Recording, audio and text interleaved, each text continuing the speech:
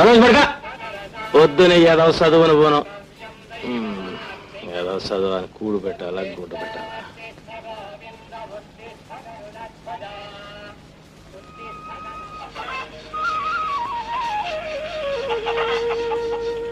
అమ్మా ఇవాళ కూడా పుస్తకాలు కొనపోతే స్కూల్ నుంచి పంపించేస్తారు.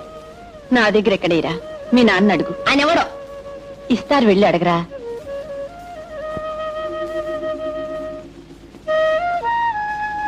పుస్తకాలు కొనాలి, డబ్బులు కావాలి.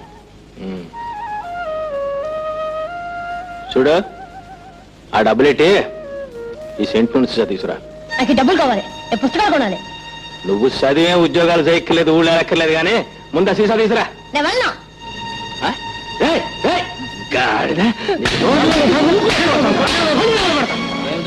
సెంటులోని సీసా తీసుకురారా అంటే స్కూల్ వెళ్ళిపోతుంది. స్కూల్కి నేను ఉన్నానుగా బాబు, నేను తెస్తానేవ్వండి. ఇదిగా నేను వెళ్తాను గానీ ఆ ఇంటికి తీసుకురా. అట్టగానండి.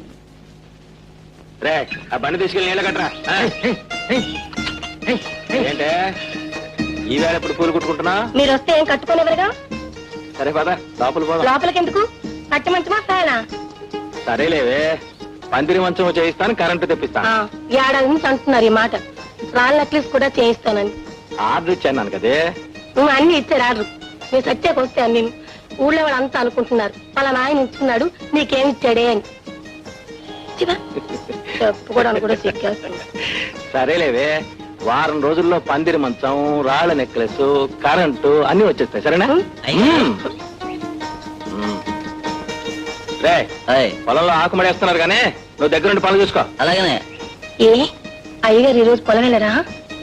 నువ్వు ఉండగా పొలం ఎందుకు, పెళ్ళం